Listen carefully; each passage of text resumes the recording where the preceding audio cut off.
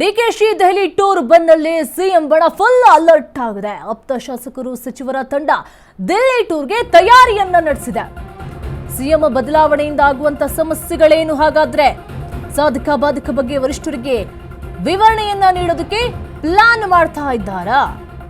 CM ಬದಲಾವಣೆಯಿಂದ ಏನೆಲ್ಲ ಸಮಸ್ಯೆಗಳಾಗುತ್ತೆ ಅನ್ನುವಂಥ ಮಾತುಕತೆಗಳೇನಾದ್ರೂ ಆಗುತ್ತಾ? ಸಾಧಕ ಬಾಧಕ ಬಗ್ಗೆ ವರಿಷ್ಠರಿಗೆ ವಿವರಣೆಯನ್ನ ನೀಡೋದಕ್ಕೆ ಪ್ಲಾನ್ ಏನಾದ್ರೂ ಮಾಡ್ಕೊಳ್ಳಲಾಗ್ತಾ ಇದೆ. ಸಿಎಂ ಸಿದ್ದರಾಮಯ್ಯ ಅವರನ್ನ ಮುಂದುವರಿಸುವಂತೆ ಹೈಕಮಾಂಡ್ಗೆ ಒತ್ತಡವನ್ನ ಹೇರಲಾಗುತ್ತಾ? ಡಿಕೆಶಿ ಮತ್ತೆ ಡಿಕೆಶಿ ಟೀಮ್ ಎರಡೂ ಕೂಡ ಡೆಲ್ಲಿಗೆ ಹೋಗಿದ್ದಾರೆ. ಈಗ ಡಿಕೆಶಿ ಟೂರ್ ಬೆನ್ನಲ್ಲಿ ಈಗ ಸಿಎಂ ಬಣ ಫುಲ್ ಅಲರ್ಟ್ ಆಗಿದೆ.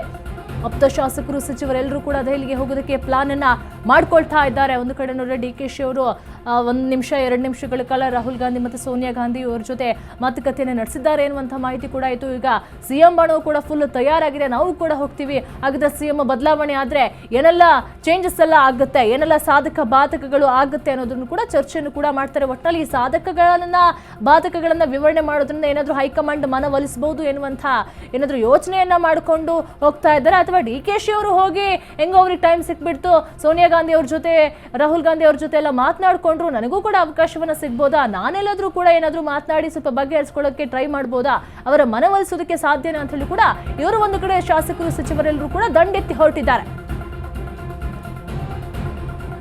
170 ಕ್ಷೇತ್ರಗಳಲ್ಲಿ ಅಹಿಂದ ಮತಗಳೇ ನಿರ್ಣಾಯಕ. ಅಹಿಂದ ವರ್ಗ ಕಾಂಗ್ರೆಸ್ನಿಂದ ದೂರ ಆಗುವಂತ ಭೀತಿ. ಸಿಎಂ ಬದಲಾವಣೆ ಚರ್ಚೆ ಕಾಂಗ್ರೆಸ್ಗೆ ಹೊಡೆತ, ಅದು ದೊಡ್ಡ ಹೊಡೆತ. ಅಂಕಿಅಂಶಗಳ ಸಮೇತ ವರದಿ ನೀಡಲು ಪ್ಲಾನ್ ಅನ್ನ ಮಾಡಿಕೊಳ್ಳಲಾಗ್ತಾ ಇದೆ. ಹಾಗಾದ್ರೆ ಒಕ್ಕಲಿಗರ ಮತ ಹಳೆ ಮೈಸೂರು ಭಾಗಕ್ಕೆ ಸೀಮಿತ. ಹೆಚ್ಚಿನ ಮತದಾರರು ಜೆಡಿಎಸ್ ಜೊತೆ ಗುರುತಿಸಿಕೊಂಡಿದ್ದಾರೆ. ಅಹಿಂದ ವರ್ಗ ರಾಜ್ಯದ ಎಲ್ಲಾ ಕ್ಷೇತ್ರಗಳಲ್ಲೂ ಕೂಡ ಇದೆ. ಎಲ್ಲವನ್ನೂ ಕೂಡ ಪರಿಗಣಿಸಿ ನಿರ್ಧಾರವನ್ನ ಕೈಗೊಳ್ಳಲು ಮನವಿ. ಹಾಗಾದ್ರೆ ಯಾತಕ್ಕೋಸ್ಕರ ಅವರು ಡೆಲ್ಲಿಗೆ ಹೊರಟಿದ್ದಾರೆ? ಹೈಕಮಾಂಡ್ ಮನವೊಲಿಸುವುದು ಏನಕ್ಕೆ ಹೋಗ್ತಾ ಇದ್ದಾರಾ? 170 ಕ್ಷೇತ್ರಗಳಲ್ಲಿ ಅಹಿಂದ ನಾಯಕರೇ ಇದ್ದಾರೆ. ಅಹಿಂದ ವರ್ಗ ಕಾಂಗ್ರೆಸ್ನಿಂದ ದೂರ ಆಗುವಂತಹ ಭೀತಿ ಕೂಡ ಹೆಚ್ಚಾಗ್ತಾ ಇದೆ. ಆ ಭೀತಿಯಿಂದ ಏನಾದರೂ ಡೆಲ್ಲಿಗೆ ಹೊರಟಿದ್ದಾರೆ? ಹಾಗಾದ್ರೆ ಸಿಎಂ ಬದಲಾವಣೆ ಚರ್ಚೆ ಕಾಂಗ್ರೆಸ್ಗೆ ಮಾತ್ರ ದೊಡ್ಡ ಹೊಡಿತ. ಅಂಕಿಅಂಶಗಳ ಸಮೇತ ವರದಿ ನೀಡಲು ಪ್ಲಾನ್ ಕೂಡ ಮಾಡಲಾಗ್ತಾ ಇದೆ. ಆಫ್ಟರ್ 5 years ಈಗ ಸಿಎಂ ಬದಲಾಗ್ತಾರೋ ಬಿಡ್ತಾರೋ ಗೊತ್ತಿಲ್ಲ. ನೆಕ್ಸ್ಟ್ ಅಂತೂ ಇವರು ಹೇಳ್ತಾ ಇದ್ದಾರೆ, ಇಲ್ಲ ಮುಂದಿನ ಸರ್ಕಾರವು ನಮ್ಮದೇ ಅಂತ ಹೇಳ್ತಾ ಇದ್ದಾರೆ. ಆದರೆ ಜನರಿಗೆ ಮಾತ್ರ ಅದು ಯಾವ ನಂಬಿಕೆ ಇದೆಯೋ ಗೊತ್ತಿಲ್ಲ. ಈಗಷ್ಟು ನಂಬಿಕೆ ಎಲ್ಲ ಪೂರ್ತ ಕುಸ್ತು ಮಣ್ಣಪಾಲಾಗಿ ಹೋಗಿದೆ.